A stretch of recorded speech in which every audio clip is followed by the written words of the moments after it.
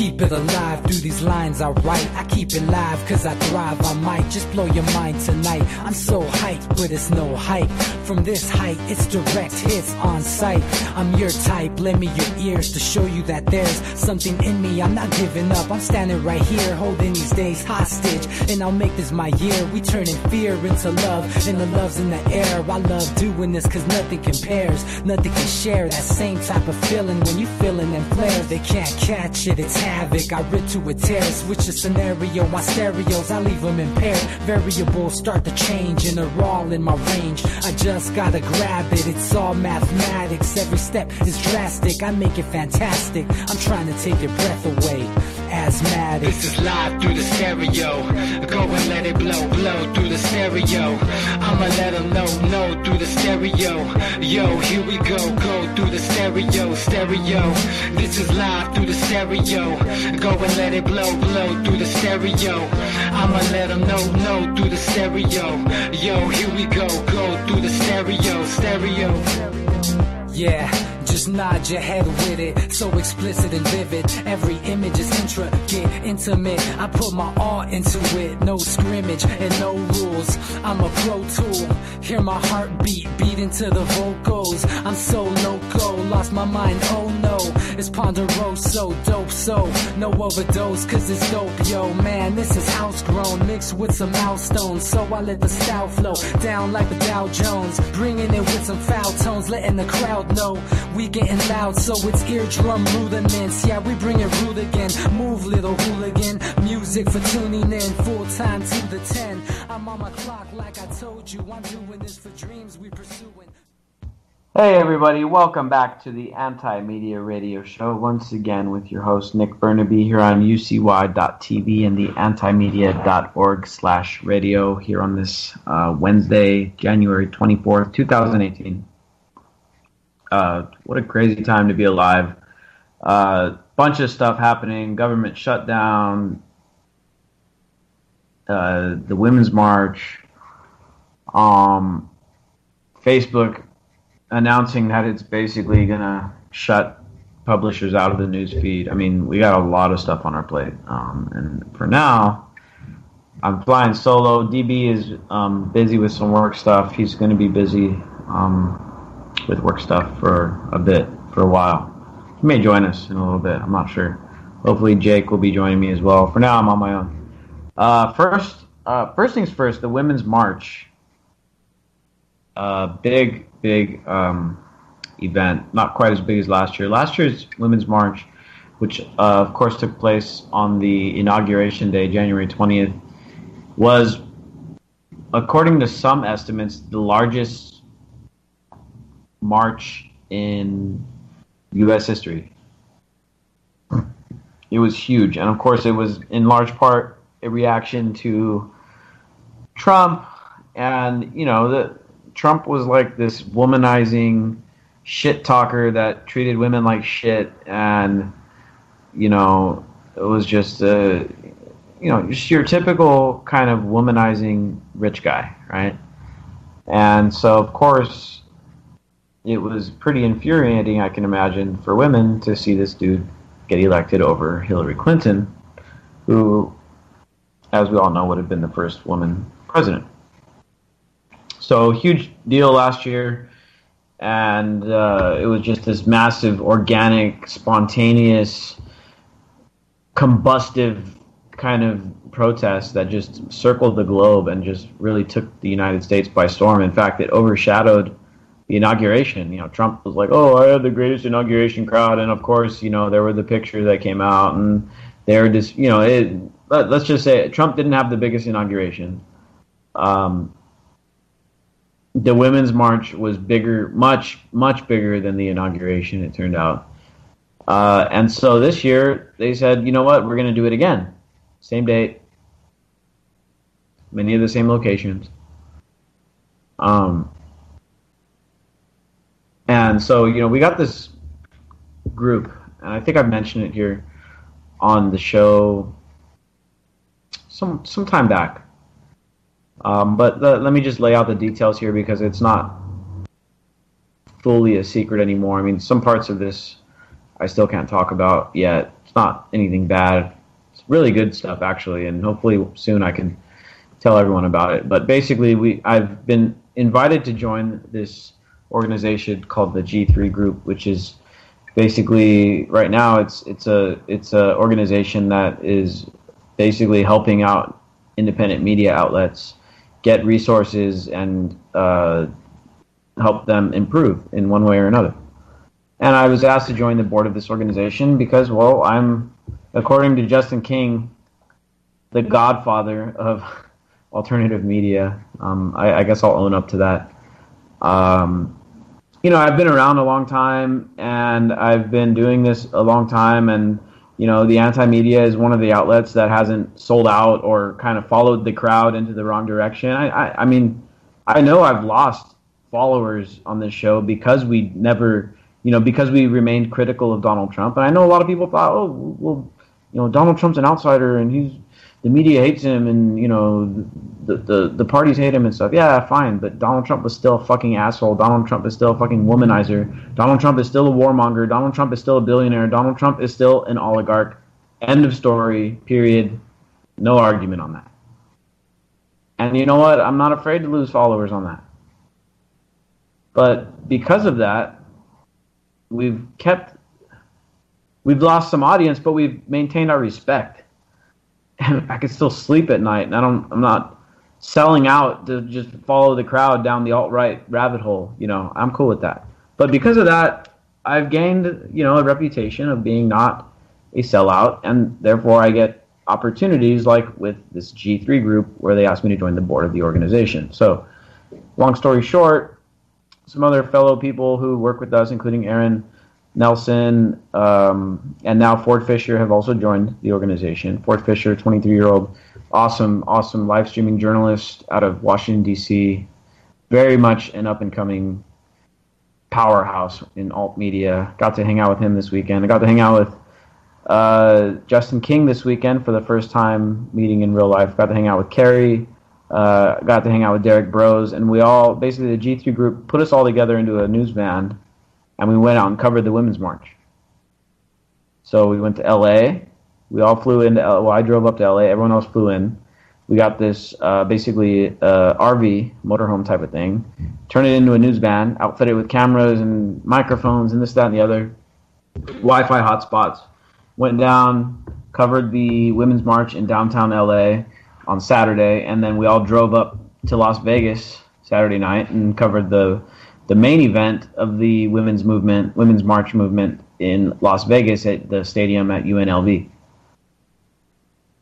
And so we got a bunch of coverage. Kerry got a bunch of interviews. Derek got a bunch of interviews. We got some live streams. You guys may have seen him. Justin King did his thing up there, and it was amazing. I was blown away by the team, blown away by what we did, blown away by all the coverage and the interviews. One of our guys got an interview with the president of Planned Parenthood. I mean, some pretty substantial people. We were supposed to be encountering some senators, Congress people, but there was the government shutdown, and so they didn't show up. We had plans on confronting them and kind of just getting them on some questions that they wouldn't be necessarily expecting from the media. To ask them.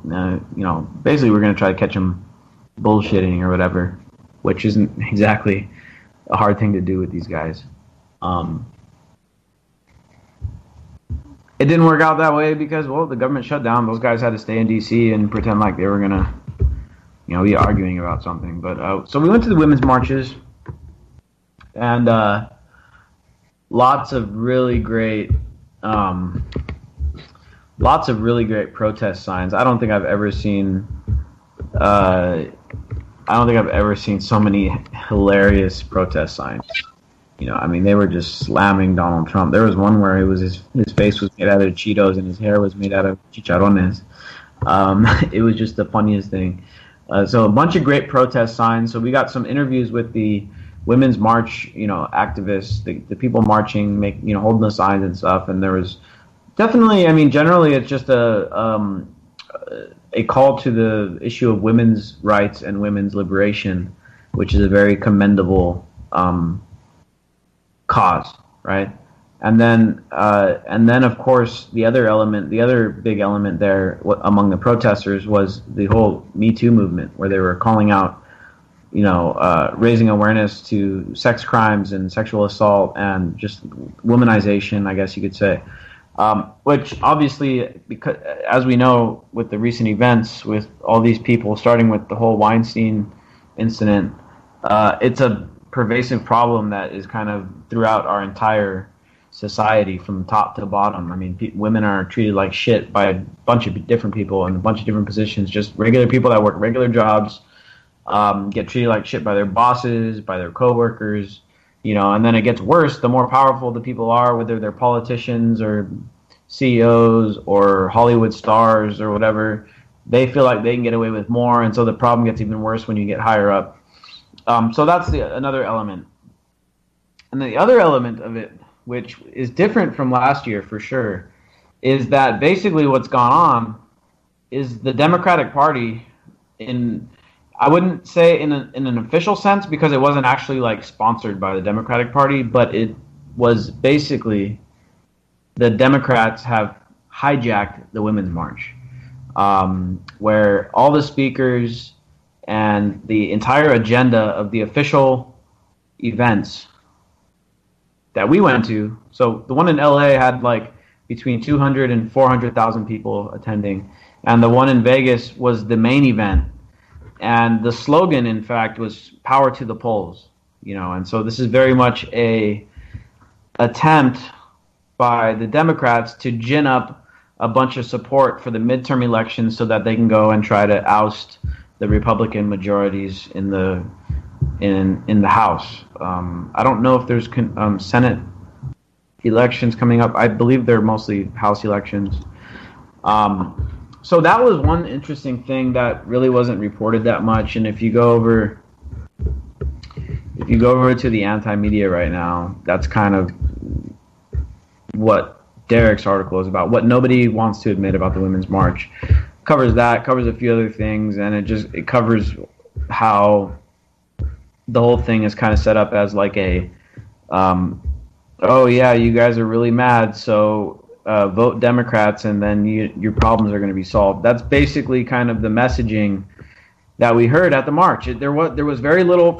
Now, this is of course from the organizational standpoint, from the organization, from the organizers, from the speakers. It was kind of just one of these things like, we just have to get out there and vote, and we got to vote in higher numbers, and we got to vote. And that's kind of how the solutions were presented. There wasn't much on the front of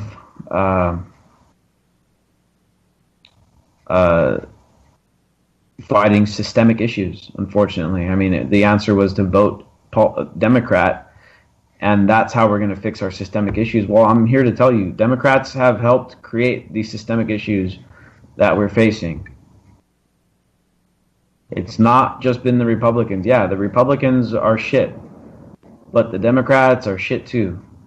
They're not much better, if not better at all. And so that was just, we covered it the best we could, got a bunch of footage and got a bunch of insight, got to meet up with everybody. It was great. Won some money in Vegas on blackjack, $100, $160 I made. So that was cool.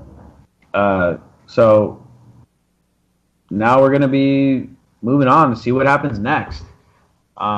Anyway, that being said, we have got our awesome journalist joining us now, Jake Anderson. What's up, dude? Hey, man. Glad to hear you guys got some footage of the march. Sorry to hear that it's been co-opted by the Democrats.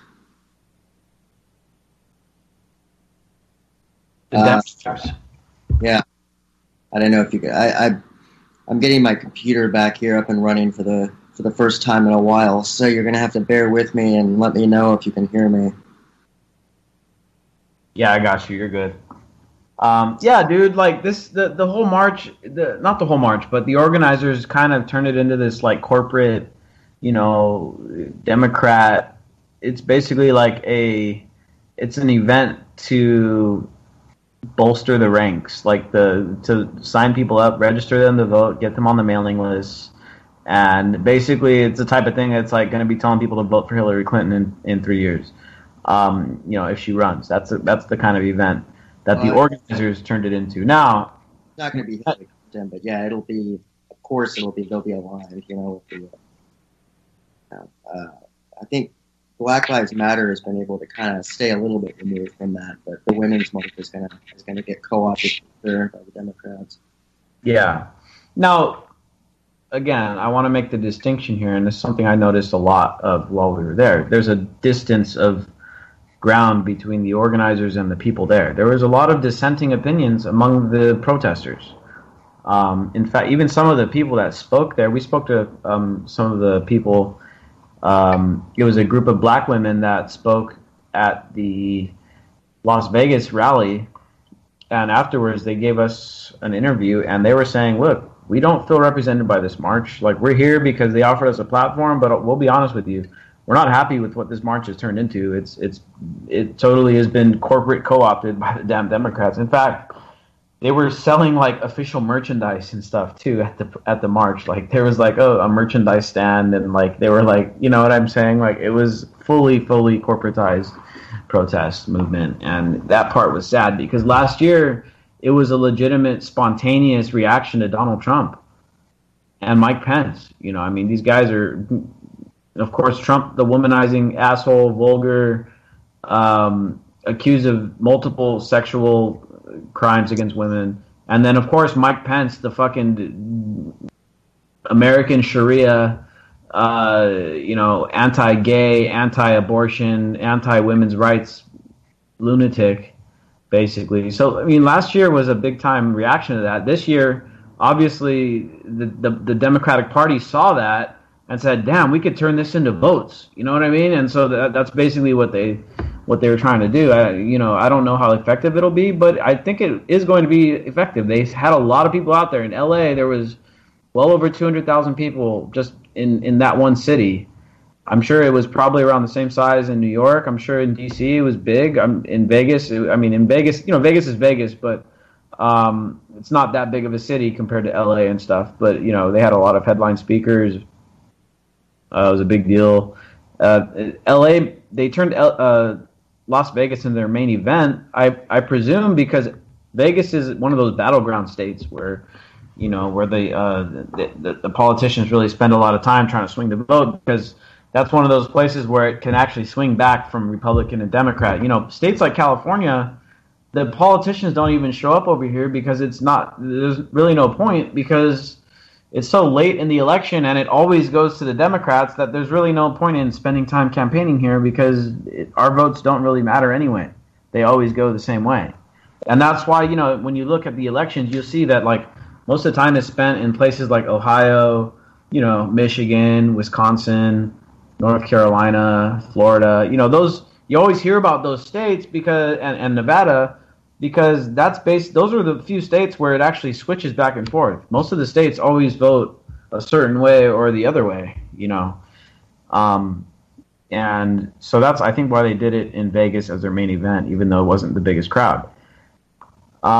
So yeah, I mean, it is what it is. We got to see some interesting stuff, and you should expect more out of this G3 project. Put a great team together, really a superstar team, dude. It's ridiculous how smart these people are.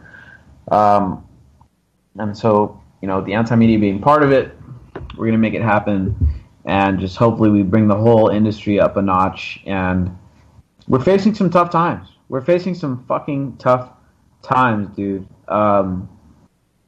First of all, I want to talk about Facebook.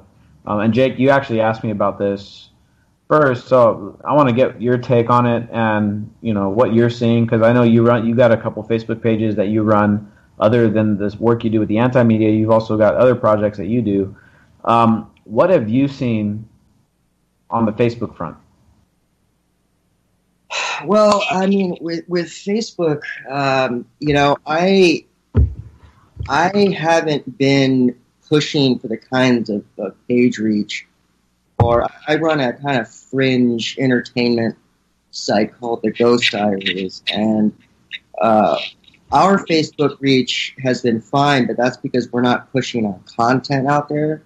We're just more like, shits and giggles. That where I got screwed with my own site is Google AdSense, and of course, Google, which owns YouTube, of course, started kind of the algorithmic censorship thing a while back, and started screwing over a bunch of publishers by cutting into their RPM and thereby ensuring that they're not going to make as much money, and because they want to offer better ad selections for their advertisers. So basically they chose to make their advertisers happy over their publishers.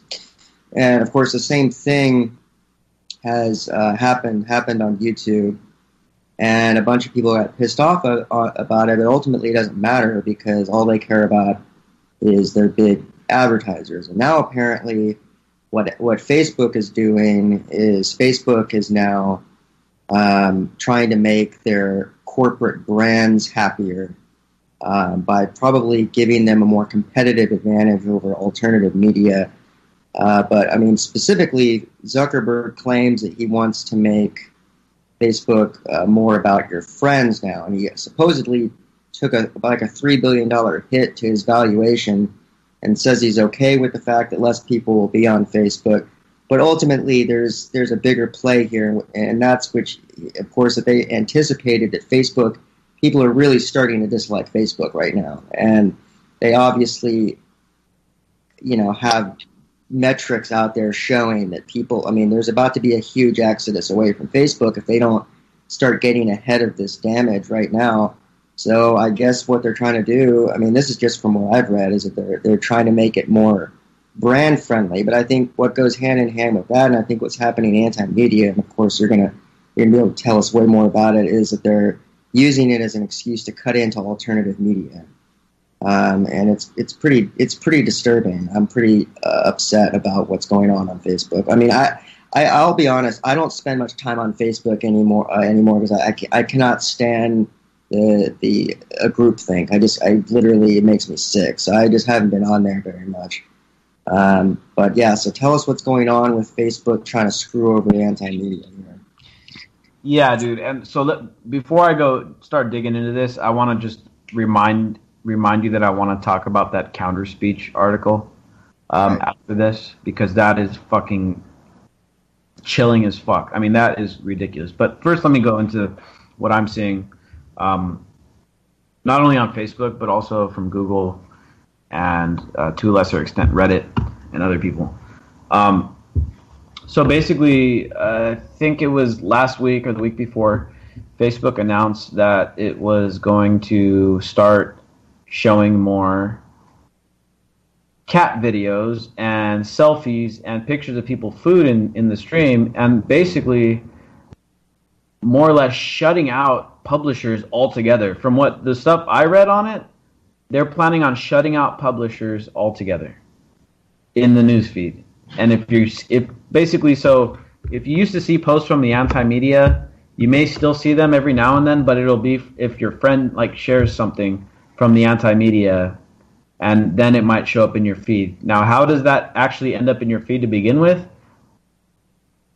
I don't know. It seems like you'll have to actually go over and type in the anti-media on Facebook and search it out, and then click through, and then click through that, and then click onto our page, and then scroll down through our page, and then share something, which basically is not going to happen. I'll tell you right now, that is not going to happen.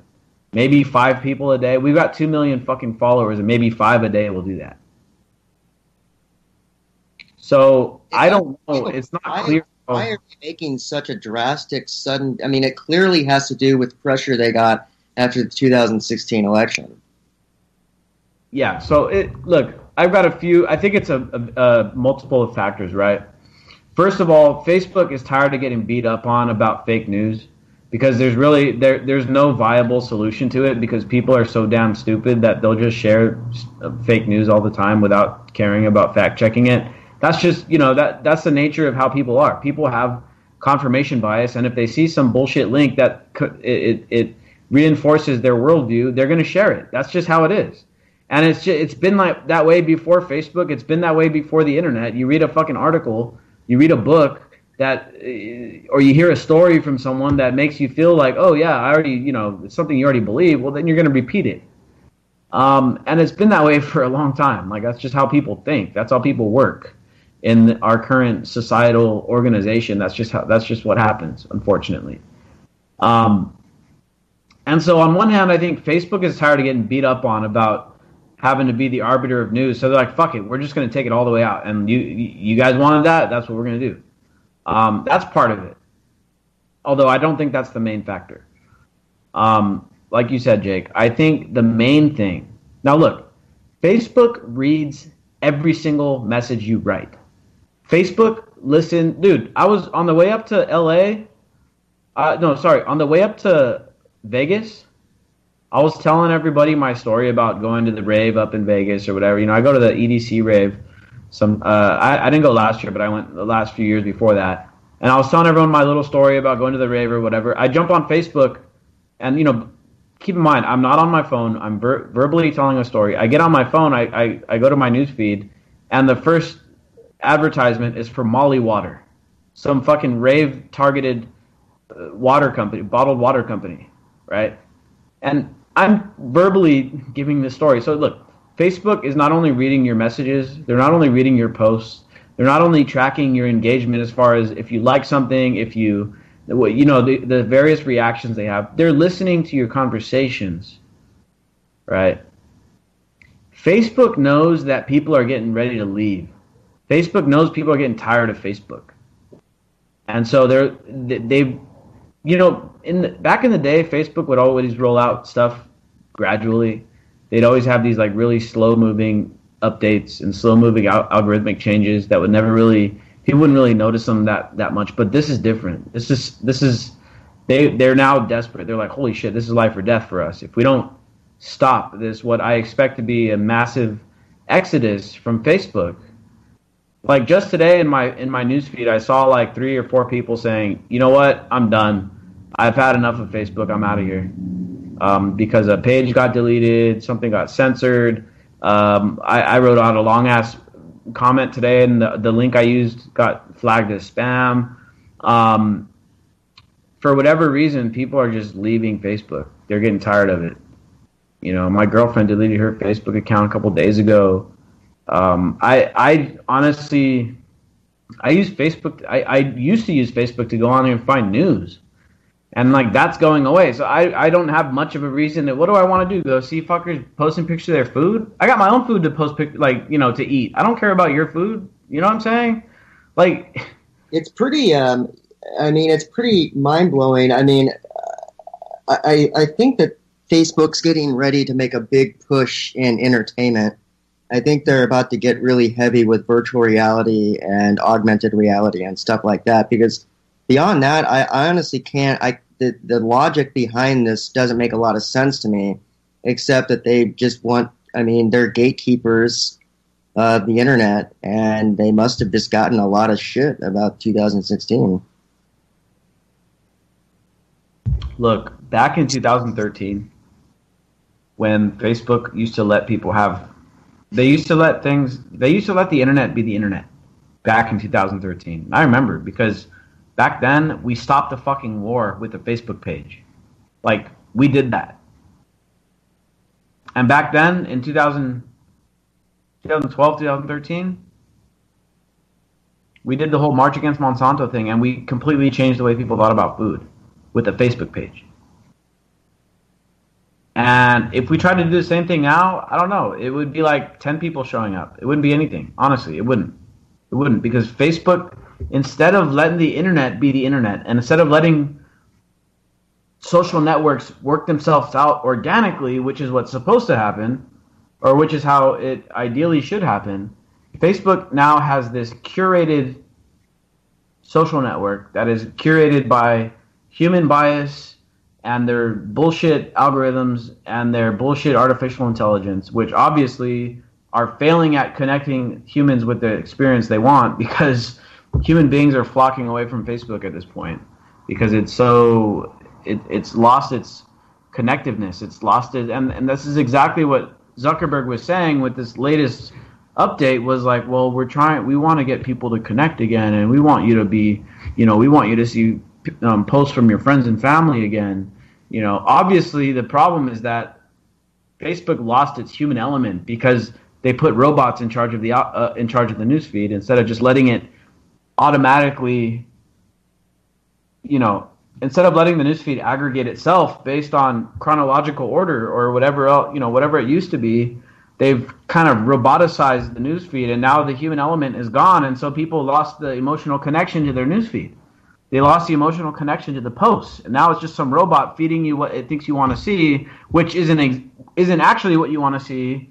They're just creating these echo chambers, reinforcing. Like, basically, Facebook has done everything wrong. Don't get me wrong. Like, Facebook is still one of the biggest companies in the world, and Facebook is still probably, besides Google, Facebook's probably one of the most powerful companies in the world. But they've done a lot of things wrong in the past couple of years, and they just totally fucked up with this echo chamber shit, and that's how this whole fake news thing happened, and that's how they basically just carved it up on the table and said, here you go, anyone that wants to fuck with this election, here it is. And if Russia did buy, they say Russia bought $100,000 in Facebook ads. If that tipped the election, by all fucking means, dude, that election deserved to be tipped. If Hillary Clinton spending $3 billion on that election got it tipped by $100,000 in Russian ads, I don't know what to tell you guys. Like, you guys really suck if that's the case. Not you guys, not you listeners, but I'm just saying, in general, people. It's ridiculous. But yeah, dude, I mean, that's my theory, dude. Facebook fucked itself. It fucked up its own platform. It could have just left it alone. It could have left what it had in 2013 and just made, started adding features like, oh, we're going to add virtual reality, and we're going to add augmented reality, and we're going to add, the ability for people to host TV programs on here, and we're going to add all these cool video features, and we're going to add live streaming. Okay, cool. And leave the damn newsfeed alone. You fucked it up. That's what the problem is, and everybody's getting tired of it. And I'll tell you what. Before we move on, talk about this counter speech thing. I'll tell you what. The anti-media's business model has been built around Facebook. And we rely on basically traffic referrals from Facebook to fund our entire company. Our writers get paid based on the traffic mostly that is sent through Facebook. So just to kind of throw it out there for transparency. Our writers get paid a flat rate per article. And then if the article gets a certain amount of views, based mostly on traffic from Facebook, they get paid based on a percentage of those views. So like if someone writes an article, they're going to make at least a certain basic amount. And then if it goes what we would call, viral or whatever, well, they get basically an added on amount based on a percentage of how many views it gets. And again, going back, it mostly depends on Facebook. Facebook is ending that. Like, they've decided to take us out of the newsfeed. This puts our entire business model in limbo. Like, I honestly don't think we're going to be able to get revenue from Facebook anymore, from our Facebook traffic. And for a company like us, and not only us, but many, many of the independent media outlets that you probably follow, they rely probably either on Facebook or on YouTube in order to gain views and to gain revenue in order to pay for their expenses. It cost us, I want to say the anti-media it costs us about $10,000 to $15,000 a month to run our operation, including paying writers, editors, publishers, social media managers, researchers. We do the radio show for free. I mean, Jake and DB have been nice enough to do this show with me, and I've been doing it because I enjoy doing it. But we do it. We don't even get paid for this part. Jake makes money writing articles for us. I make money by managing the whole operation or whatever. But we do the radio show thing. We don't even charge for that. Like, we don't even make money for that, right? But this Facebook thing has kind of fucked us all up. And I don't know next month when this algorithm really starts hitting us. I really honestly don't know how it's going to play out. I don't know if we're still going to be able to be on air the month after that. Now, I know personally it doesn't cost me much. It doesn't cost me to run this radio show program. And even if the anti-media isn't making money, I can still run this radio show. And I'm sure Jules will be nice enough to host it for us. And me, Jake, and DV will still get on here and say what's ever on our mind. And you guys can still listen to us. But in order for us to continue, we're genuinely going to need your support. Everyone listening tonight, we're going to need your support. We did this. We never charged for this stuff because Facebook sent enough traffic, and we have obviously we have advertisements on the website. We didn't need to ask for anything because everything was fine. We used to get a bunch of traffic. Like at one point, we were in the top 7,000 websites in the whole country, which was really nice. Now, as Facebook has continued its social engineering and just tweaking its algorithm, basically more and more to starve out independent media outlets, our traffic has gone down. And now it's about to go way the fuck down because they're literally going to just say, all right, you guys are totally out of the newsfeed now. So hope is not lost yet, anyway. We have a plan, a plan of action that we're going to be taking and putting into effect starting right now and going into next month. Hopefully it works. And this will keep us going. So the first plan of action, just so you guys know, is we are launching a Steemit account, which is that cryptocurrency-based social media network. I believe Jake has already kind of signed up for that, right? Yeah, I think it's a great idea. It's funny. I mentioned that idea to you, and I guess you guys were already on it. Yeah. So we got Steemit set up. We're going to be announcing our introduction article sometime in the next few days. We are trying to, and I'm just going to throw it out there. We're going to try to partner with Steemit. We're going to try to offer them a semi-exclusive access to anti-media publishing. So we're going to try to say, hey, look, we're willing to run our publishing platform through you guys first, and of course to our own website. And so the goal is to cut a deal or make a partnership with the Steemit platform in exchange for them giving us some kind of deal. We'll bring as many users as we can into the platform. And of course, this platform is crypto-based. You know, when you like and comment on people's stuff, they actually get paid for it, and you get paid too. Dude, it's a great idea. Steemit has, by one metric, about 200,000 kind of core users, and you bring in 2 million anti-media people. I mean, that could be a big boon for them, and a lot of the politics there work out in terms of decentralization and that kind of thing. Exactly, and Steemit is actually one of these things. You know, we had Randy Hilarski on the program a while back, and that he was working for Steemit at the time. You know, Steemit is one of these things that is a genuine solution to this issue of how to run the internet correctly, or how to run it in a more decentralized way. So not only would it be great to do this with Steemit, not only would it be great to earn money with crypto media, but these are the kind of solutions that we need to be looking towards rather than this corporatized, centralized internet via Facebook and Google. Because allowing the internet to be in their hands is a very bad fucking idea because they've shown to be bad gatekeepers of the internet. Google's "Don't be evil" slogan, didn't they abandon that? Didn't they change their slogan? It used to be "Don't be evil." Now it's like, well, yeah, we could be evil. Well, shit happens. Yeah, we figured out, no, we have to be evil, actually. So that's part of our plan, is we're launching Steemit very soon. If we don't hear back from the guys at Steemit, we're just going to go ahead and we already have our account set up. We're going to launch our introduction article and see how we can make it happen.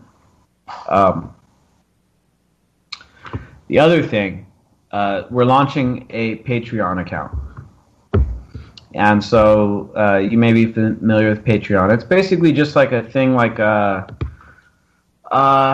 how would you describe it? It's kind of like a GoFundMe type of thing where you can kind of sign up to support people who create stuff with like a small micro donation. So it's like crowdfunding funding for people who create stuff. So for instance, like Derek Bros has a Patreon account where he releases videos to the people who support him. And same thing with Carrie Wedler. She's got a Patreon account where she releases videos for people that support her. And it's kind of the new thing. It's kind of the new. It's the new way that journalists and artists are using to kind of self-fund themselves, so they don't have to work for like some big company. They can kind of get direct support from their audience. So it's a pretty cool platform. So we're going to be launching one of those for the anti-media, and this thing is going to be really important to keep us going. As I said, it costs us about $10,000 to $15,000 a month to keep the anti-media going, and we run a pretty tight, efficient ship. We don't have like a bunch of employees running around not doing shit. Like everyone that works with us is more or less paid on a performance-based, system. Where Jake is paid every time he writes an article, he gets paid a flat rate, and then he gets paid extra if it goes viral. Like it's not like people are just sitting around all day making a salary, and that's just it. No, like we run it pretty damn efficiently, and all this time, as opposed to many other media outlets, we have been a profitable company. Not very much profit, but a little bit, enough to pay the bills, and. With Facebook doing this, it's really, things are going to get crazy for us next month. And if we don't get the support from our community, now I don't want to compel people listening to this radio show to go send us a bunch of money that you can't afford. That's not what I'm trying to say. But what I'm trying to say, we got well over 2 million followers. If we can't get a couple thousand of them to pitch in a couple bucks a month to keep us going, well then should we really keep going? You know what I'm saying? Like, I know people don't like ads. I've gotten so many complaints about the ads on our website, but up until now, they paid the bills. And we have a donation tab on the site, but up until now, I'm telling you, we have barely got any donations. And I don't ask for donations, and maybe that's why we haven't gotten donations. But now, unfortunately, I'm going to have to start asking for them because we're at that point where not only is it Facebook, but Google has... for whatever reason, and I think we can speculate here. Google has pushed us down the ranks. So when you search for stuff that we may have covered, you're not going to find it anymore. Back in the day, if you typed in, remember Jake, your article, if you typed in conspiracy theories, you remember that article? It was in the top 3 or 4 results. Yeah, now check it now and see what it is. Like, I mean, go to Google, look. It's not in the first 10 pages. What's that? It's not even in like the first 10 pages now. Yeah, so an article Jake wrote used to be in the top 3. Like, yeah, top 3 search results. Now it's not even in the top 10 pages. That's a first-hand look at corporate censorship. I mean, you can't get more transparent than that. That's Google and Facebook being told that they need to deprioritize, demonetize, and algorithmically censor alternative media, and that's what they've done. Yeah, exactly. And so not only is it Facebook, but, dude, Google is screwing us as well. And I can't tell you how much money and time I spent in the last 6 months trying to get the anti-media approved on Google News, which is Google News gives a lot of referral traffic, and it's basically Google's little news aggregator service that is supposedly fully run by an algorithm, not run by human beings. And I'm telling you right now, some very lesser organizations have been approved on Google News, And I've applied now about 6 times, and I've never heard anything back from them. Google News, Google. Oh, and now we'll get into the counter speech thing in a minute, but we're about to see how exactly how propagandistic they've gotten and the extent of what this is leading to. Yeah, and now Google News, Facebook, all trying to shut us up, and then Reddit. We made the front page of Reddit about 3 times, and all 3 times that we made the front page, they got delisted like within 5 or 10 minutes. And you could see it in like look at the analytics, you could see the traffic just like go like up through the roof. Like you get 10,000 visitors all of a sudden at once, and it's like, oh shit, what the hell is this coming from? You check and it's like from Reddit, and you go check the front page, like, oh shit, we're on the front page of Reddit, and then 5 minutes later it's gone. It was like almost at the top, and then all of a sudden, boom, it's gone. And I'll tell you what, we don't get Reddit traffic anymore either. Our shit has been shadow banned from Reddit. So basically what I'm saying here, there's a concerted effort. I don't want to call it a conspiracy. I don't know exactly what it is. But there's a concerted effort between all of the biggest social media gatekeepers and internet gatekeepers to shut us up and shut people like us up. Yep. And we're at the point where it's gotten so extreme where it's either we're going to have to go out of business or our audience is going to have to keep our doors open. That's where we're at now.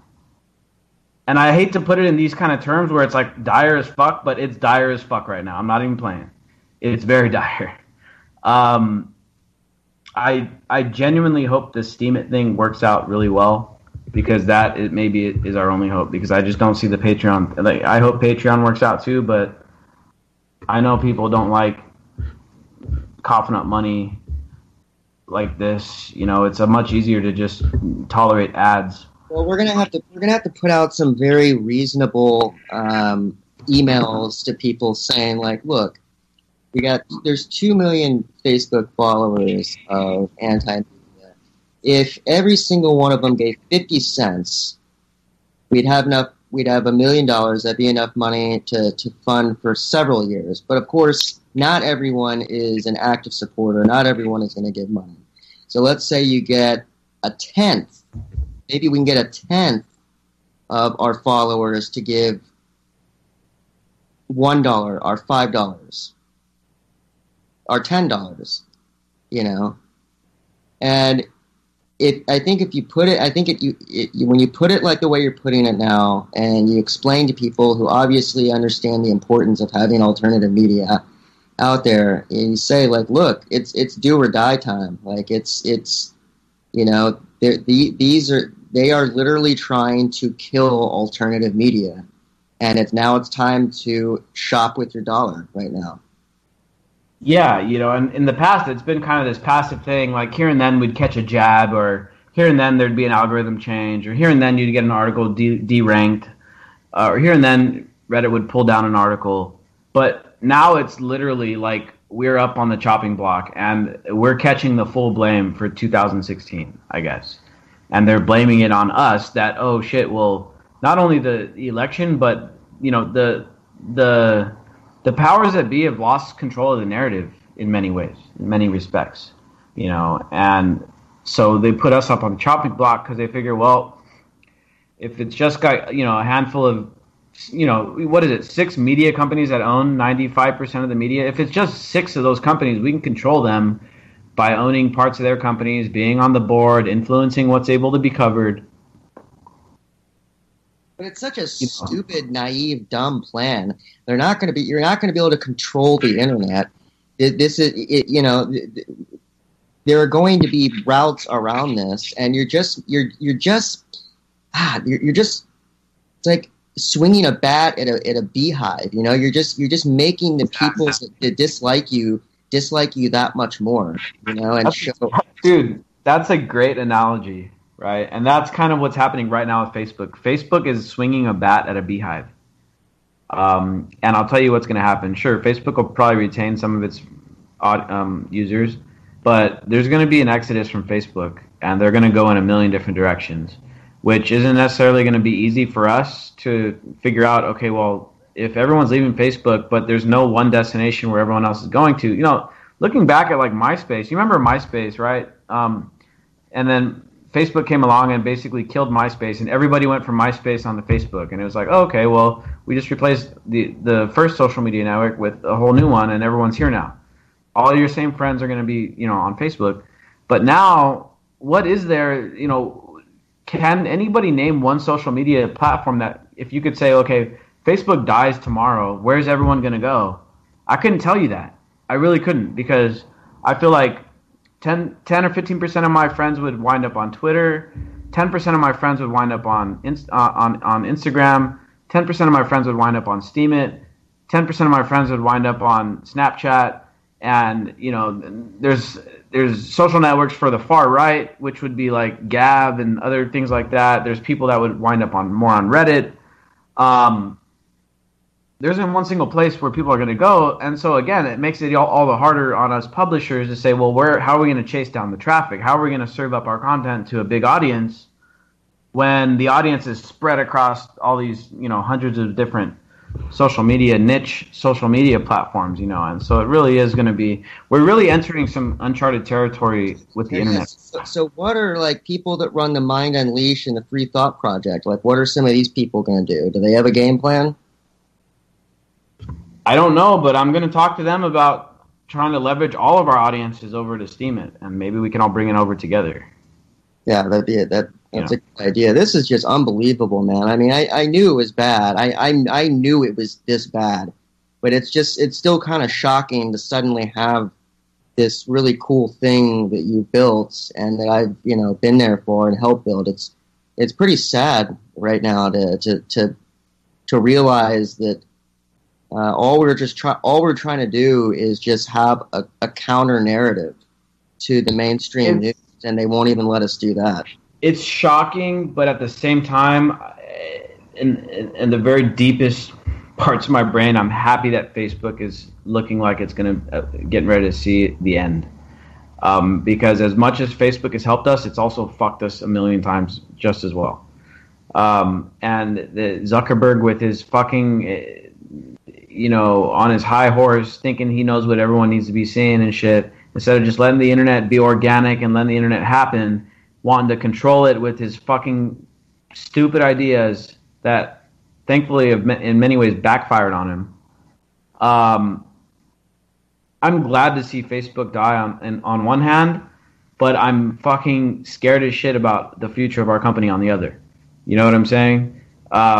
I've always known this moment was going to come. Like, I knew that one day Facebook was going to see its demise, and just like MySpace did, I knew it was going to happen. But I was under the impression that everyone was just, okay, everyone, let's hold hands and join this new social media platform. We're all going to move together. You know what I'm saying? Like, I thought it was going to be like that, but I don't think that, like you said, it's a baseball bat hitting a beehive, and all the bees are going to go different directions. And so, I mean, Ideally, what would be great for us is if we had a bunch of people coming directly to our website and we didn't have to worry about where our traffic was coming from. And if all those people that came to our website supported us directly, we wouldn't have to worry about the advertising revenue and all that crap that had to go along with it. Yeah, that would be ideal. But you're being screwed by both Google and Facebook. So you're screwed on organic search and referrals traffic. Yeah, but, look, 99.9% of websites rely on referral traffic. Like, very few websites get people actually going straight to their websites for whatever reason, for the news or for whatever else. Most people go through Facebook. Most people go through Google. That's it. Now, we do have a core audience that does come directly to the antimedia.org and looks at our website every single day. And for those people, I am fucking thankful as hell, because those are our greatest fans and our greatest followers. But there's not enough of them to keep us going, unfortunately. If there was, we wouldn't even be having this conversation. But we need a lot more, and hopefully I'm thinking if Patreon is successful, that'll bring more direct traffic to our website and, of course, the Steemit thing. And we're still going to be operating, we're still going to be on Facebook posting links, even if hardly anyone's seeing them. we're still going to be there posting them and stuff, and we're not giving up on Facebook fully, but it's time to take, drastic measures, and I'm hopeful. I think our audience, I know I'm going to make the posts about this stuff on Facebook, and there's going to be a bunch of assholes on there talking shit, and you know what? I'm going to ban those motherfuckers like right away because I don't have the patience anymore to deal with that. There's going to be people talking shit, what about all the ads on your website? Blah, blah, blah. Dude, I'm going to slap people if they say that shit digitally. Anyway, if you want to support us this minute, you can go to theantimedia.org. There's a tab up there about, hit the donate tab. You can send us Bitcoin. You can send us crypto. You can send us PayPal. Not really expecting much, but, we're going to roll out Steemit and Patreon. Hopefully that helps us, but, we're fine for this month, but next month, it's going to be a time of reckoning. We're just hoping that the Steemit thing takes off hard enough. Hopefully that we can pull a partnership out with Steemit. That would be fucking amazing. That would solve a lot of our problems. So we're going to be working on that. But before we end the show, beyond just what we're dealing with Facebook, Jake, tell us about counter speech, because this sounds fucking Orwellian. So in regards to everything we've also just been talking about, Facebook, Google, and Twitter are now working together to actively create propaganda that they're calling counter speech, and they're going to use it to target anyone who's searching for extremist or radical content online. You're going to be now a target of these new positive and moderate posts. So this is Google, which of course controls YouTube, Facebook, and Twitter, are just reported to Congress last week and said they're using an artificial intelligence algorithm to basically target people who look for extremist content. And of course, this is under the auspices of terrorist recruiting and stuff like that, which ostensibly is a good idea to try and cut off the flow of terrorism, but of course it's going to be used in a much more draconian, wide-reaching way. And basically, if you look at radical content or extremist content, expect to be targeted by these companies to receive proprietary propaganda. We don't exactly know what it's going to look like yet.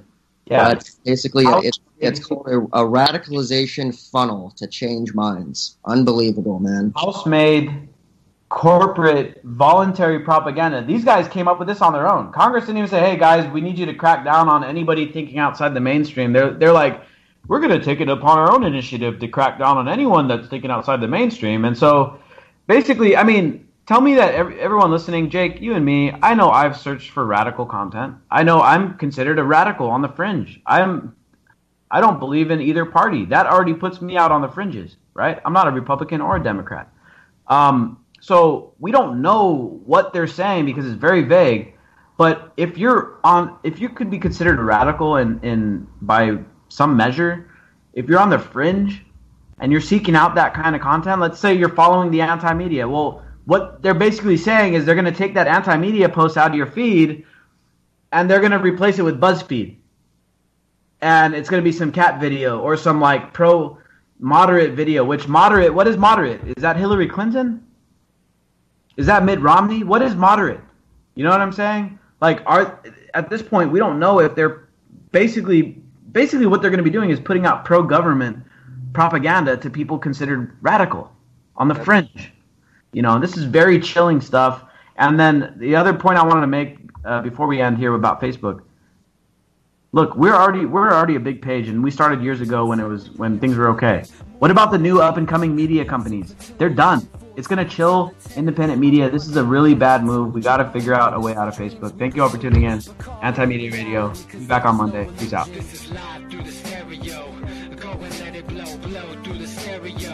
I'ma let them know through the stereo. Yo, here we go through the stereo. This is live through the stereo. Go and let it blow through the stereo. I'ma let them know through the stereo. Yo, here we go through the stereo.